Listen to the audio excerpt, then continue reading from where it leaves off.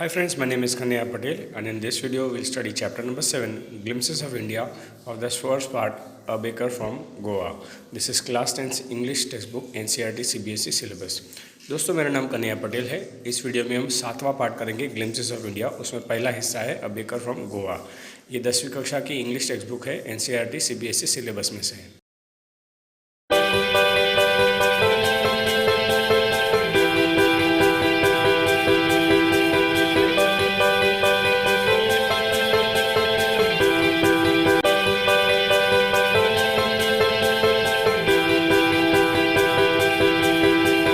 Friends, Gyan Guruvani is your personal channel, so do subscribe to this channel. दोस्तों, ज्ञान गुरुवाणी आपकी खुद की चैनल है, तो इस चैनल को सब्सक्राइब ज़रूर कीजिएगा।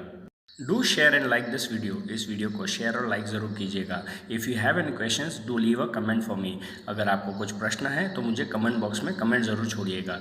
बेल आइकन को भी टर्न ऑन कीजिएगा फ्यूचर अपडेट्स के लिए। Do turn on the bell icon for future updates. Friends, this chapter, Baker from Goa, actually gives us an exact idea how the Goan tradition is and how much importance they give to the baker and the breads that are made by these bakers. We'll also learn how the bakers used to make the bread in the past time and how much it's developed nowadays as we might have seen the current bakeries. So let's see what the chapter has to tell us. दोस्तों, ये chapter a baker from Goa हमको ये बताया था कि गोवा की संस्कृति कैसी है और किस तरह से ये बेकर्स उनकी कल्चर के साथ जुड़े हुए हैं, किस तरह से आज भी वो उनके फेस्टिवल्स के हिस्से हैं और कैसे पहले ब्रेड्स बनते थे। हमको पता है आजकल की बेकरीज हमने देखी है, तो चलो देखते हैं ये चैप्टर से हम और क्या सीखते हैं। This is a pen portrait of a traditional Goan village baker who still has an important place in the society. तो ये उस लेख के बारे में है जिसमें गोवन विलेज के बेकर का अपने सोसाइटी में बहुत ही महत्व है। Our elders are often heard reminiscing nostalgically about the good old Portuguese days, the Portuguese and the famous loaves of bread. हमारे बुज़ुर्ग आज भी बहुत याद करते हुए उन पुराने दिनों को याद करते हैं जो पोर्चुगीज़ दिन थे, पोर्चुगीज़ लोगों को याद करते हैं और पोर्चुगीज़ लोगों के बारे में जो ब्रेड के बहुत सारे याद थी, वो जुड़ी हुई यादें सारे वो याद करते हैं। Those eaters of loaves might have vanished but the makers are still there. वो ब्रेड के खाने वाले वो शायद वो चले गए हैं, लेकिन वो ब्रेड बनाने वाले, वो पाव बनाने वाले अभी भी हैं। We still have amongst us the mixers, the molders and those who bake the loaves. हमारे बीच अभी भी वो मिक्सर्स पड़े हैं, वो मोल्डर्स, वो ढांचे पड़े हैं और वो लोग भी हैं जो वो ब्रेड बनाते थे। Those old ages, time tested furnaces still exist. उस पुराने ज़माने के वो जो भट्टियाँ थी अभी भी है। The fire in the furnaces has not yet been extinguished. लेकिन उस जो भट्टियाँ की अंदर की आग थी वो अभी भी बुझ नहीं गई है। The third and a jingle of the traditional baker's bamboo, heralding his arrival in the morning, can still be heard in some places. आज भी कुछ जगह पर जब वो बेकर बैम्बू की लकड़ी लेके आता है तो उसकी आवाज़ से लोगों को पता चलता है सुबह सुबह में कि वो आ गया है। ये अभी भी सुनाई देते हैं कुछ जगह पर। Maybe the father is still not alive, but the son has carried on the family profession. शायद पिताजी ज़िंदा नहीं है, लेकिन उसके बेटे ने अभी वो उनके परिवार की परंपरा वाला बिजनेस जो है वो अभी भी चालू रखा है। These bakers are even today known as padders in Goa. आज भी इन बेकर्स को पैडर्स कहा जाता है गोवा में। During our childhood in Goa, the bakers used to be our friends, companions and guides. और हमारे बचपन में ये जो बेकर थे वो गोवा में हमारे लिए दोस्त थे, हमारे गाइड थे, कंपेनियन भी थे। He used to come at least twice a day. ये दिन में 2 बार आया करते थे। Once when he set out in the morning on his selling round and then again when he returned after emptying the huge basket. एक बार सुबह में जब वो बास्केट भर कर बेचने निकलते थे तब हमको वो दिखाई देते थे जल्दी, और दूसरे बार लौटते वक्त जब वो बास्केट खाली रहता था तब वो दिखाई देते। मतलब 2 दिन में 2 बार ये बेकर ऑथर को दिखाई देता था। The jingling thud of his bamboo woke up us from the sleep and we ran meet and greet him. उसकी बैम्बू की आवाज़ से ही हम सुबह सुबह उठ जाते थे नींद में से और भाग के दौड़ के उसको मिलते थे और उसको ग्रीट भी करते थे। दोस्तों, ये पिक्चर वो पैडर का ही है, वो बेकर का ही है। आज भी गोवा में इसी तरह से वो लोग आटा बताते हैं जिसको बाद में भट्टे में डालकर पाव रेडी हो जाता है। Why was it so? Was it for the love of the loaves? ऐसा वो क्यों था? क्या वो ब्रेड के प्यार के लिए था? Not at all. The loaves were bought by some Paskins and Baskins, the maid servants of the house. नहीं, ऐसा बिल्कुल नहीं था। ये ब्रेड तो जो घर में काम करने वाले जो लोग थे, जो हमारे यहाँ नौकर थे, जिसका नाम शायद पास्किन या बास्किन्स था, ये लोग जाके लेके आते थे। What we long for were those bread bangles which we choose carefully. हमको तो ब्रेड से बनाए हुए जो कंगन जैसे गोल पाव होते हैं, अगर आपने देखा है, उसमें बहुत प्यार था। उसके लिए उसको हम चुन चुन कर लेते थे, ऐसा ऑथर कह रहे हैं। Sometimes it was sweet bread of the special make. कभी कभी वो बन पाव जैसा स्वीट पाव जो होता है वो स्पेशली बनाया जाता है, उसके लिए भी हम बहुत उत्सुक थे और उसकी राह देखते थे, ऐसा ऑथर कहते हैं। The baker made his musical entry on the scene with a Zhang Zhang sound of a specially made bamboo staff. तो कहते हैं उस बेकर का आगमन एकदम बैकग्राउंड म्यूजिक के साथ झैंग झैंग आवाज़ के साथ होता था। ये झैंग झैंग आवाज़ उसके हाथ में जो बाम्बू की लकड़ी होती थी उससे उसको पटकने की वजह से होती थी। देखो यहाँ पिक्चर में भी मैंने एक बेकर को बताया है जो पाव बेचने जाते थे, उसके हाथ में वो जो लकड़ी है वो बैम्बू स्टिक हुआ करती थी, उसके पटकने से एक अजीब सा आवाज़ आता है, उसको यहाँ लेखक ने झैंग झैंग दर्शाया गया है। One hand supported the basket in his head and the other banged the bamboo on the ground. तो एक हाथ से उसके सर पर जो टोकरी हुआ करती थी ब्रेड की, उसको पकड़ा करता था और दूसरे हाथ में लकड़ी है उसको ग्राउंड पर पटकता था। देखो यह पिक्चर में भी मैंने वही बताया हुआ है। He would greet the lady of the house with good morning and then place the basket on the vertical bamboo. वो घर की औरत को गुड मॉर्निंग करके विश करते थे और उस बास्केट को उस बाम्बू के आधार पर नीचे रख देते थे। The kids would be pushed aside with a mild rebuke and their loaves would be delivered to the servant. हम बच्चों को थोड़ा सा एक धक्का मारकर या एक दम दाटी देकर दूर कर रखा जाता था और जो ब्रेड थे वो घर की नौकरानी को या नौकर को दे देते थे ताकि हम उसमें बीच में छेड़छाड़ी ना करें, उसको छुए ना। But we would not give up, लेकिन हम हार नहीं मानते थे। We would climb on the benches और the parapet and peep into the basket somehow.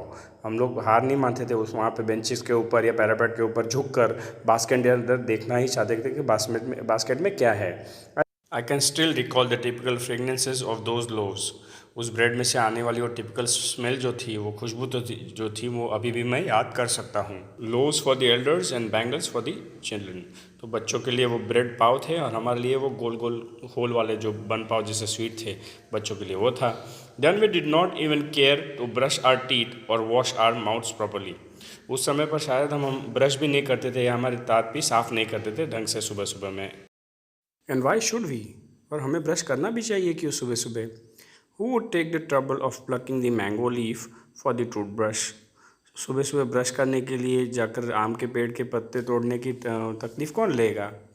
And why was it necessary at all, और क्या ये ज़रूरी है कि अब सुबह सुबह उठ के ब्रश करो। The tiger never brushes his teeth.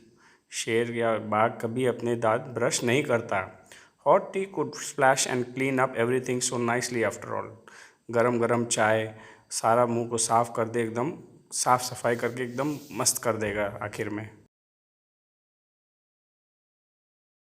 Marriage gifts are meaningless without the sweet bread known as the bowl, just as a party or a feast loses its charm without bread. शादी के तोहफे अर्थ बगैर के हैं अगर उसमें sweet bread या मीठा पाव नहीं है, जिसको बोल कहते हैं।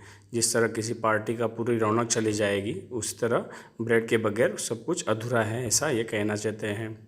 Not enough can be said to show how important a baker can be for a village. Goa के एक विलेज के लिए ये बेकर कितना महत्वपूर्ण है, कितना इम्पोर्टेंट है, उसके बारे में बोलने के लिए ज़्यादा कुछ नहीं है। The lady of the house must prepare sandwiches on the occasion of her daughter's engagement. अपनी लड़की की सगाई के मौके पर घर की जो औरत है उसको सभी लोगों के लिए सैंडविचेस बनाने होते हैं। Cakes and bolinhas are must for Christmas as well as other festivals. Christmas और दूसरे फेस्टिवल्स के समय पर केक्स और बोलिनाज एकदम ज़रूरी ही होते हैं। Thus the presence of the baker's furnace in the village is absolutely essential.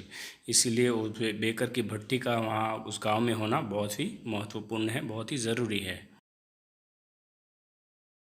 The baker or bread seller of those days had a very peculiar dress known as kabai. उन दिनों में जो बेकर होता है या ब्रेड बेचने वाला जो व्यक्ति होता है उसका एक अजीब किस्म का लिबास हुआ करता था जिसको कबाई कहते हैं। It was a single piece long frock reaching down to the knees. एक सिंगल पीस का कपड़ा था जो नीचे अपने घुटनों तक पहुंचेगा, वैसा था। In our childhood we saw bakers wearing a short and trousers which were shorter than full length ones and longer than half pants. हमारे बचपन में हमने बेकर्स क्वीन पाव वालों को एक शर्ट पहनते हुए देखा था और एक पैंट जो घुटनों से लंबी थी लेकिन जो लंबी पैंट होती है उससे थोड़ी कम थी, तो 3/4 जैसे आज के ज़माने में हम बोलते हैं वैसे इनके कपड़े थे। जहाँ कबाई की बात की है, यहाँ बाजू में जो पिक्चर बताया है, जो लिखा हुआ है उस पर आप देखिए जैसे फुल लेंथ का पूरा कपड़ा है, ऐसे उनका लिबास हुआ करता था, उनका कपड़े वैसे पहनते थे वो लोग। Even today, anyone who wears a half pant which reaches just below the knees invites the comment that is dressed like a padder. आज भी अगर कोई व्यक्ति उसके घुटने से नीचे तक की कोई पैंट पहनता है तो अचानक से उसको एक कमेंट उसकी तरफ आ ही जाता है, जिसको वो कहते हैं कि आज वो पैडर की तरह दिखता है। The baker usually collected his bills at the end of the month. महीने के अंत पर बेकर आकर अपने बिल का पैसा जमा कलेक्ट कर लिया करता था। Monthly account used to be recorded on the small wall in pencil. दीवार के पे किसी हिस्से में पेंसिल से पूरे महीने का हिसाब लिखा जाता था। Baking was indeed a profitable profession in the old days. पुराने दिनों में बेकिंग या पाव बनाना एक बहुत ही मुनाफा वाला बिजनेस कहा जाता था। The baker and his family never starved. Baker और उसकी फैमिली कभी भूखे नहीं मरते थे। He his family his servants always looked happy and prosperous. वो, उसका परिवार और उसके वहाँ काम करने वाले नौकर हमेशा खुश और पैसे वाले दिखाई देते थे। Their plumpy physique was an open testimony to this. और उनकी जो हट्टी कट्टी शरीर थी उससे पता चल जाता था कि ये एकदम बेकर के फैमिली जैसे ही लगते थे। Even today any person with a jackfruit like physical appearance is easily compare to a baker. आज भी अगर कोई हट्टा कट्टा दिखाई देता है जैकफ्रूट जैसा, कटहल जैसा, तो उसको उसकी तुलना बेकर से की जाती है। Friends, our chapter finishes over here. If you have any doubts, please revisit the video again. दोस्तों, हमारा चैप्टर पार्ट यहाँ ख़त्म होता है। अगर आपको कुछ डाउट है तो ये वीडियो फिर से ज़रूर प्ले कीजिएगा। Thank you friends, do subscribe to Gyan Guruvani as this is your personal channel and do share this video. दोस्तों, आपका बहुत बहुत आभार। ज्ञान गुरुवाणी आपकी अपनी चैनल है तो उसको सब्सक्राइब ज़रूर कीजिएगा और इस वीडियो को शेयर भी कीजिएगा। Thank you, bye and have a nice day. दोस्तों, आपका दिन शुभ रहे। जय स्वामीनारायण।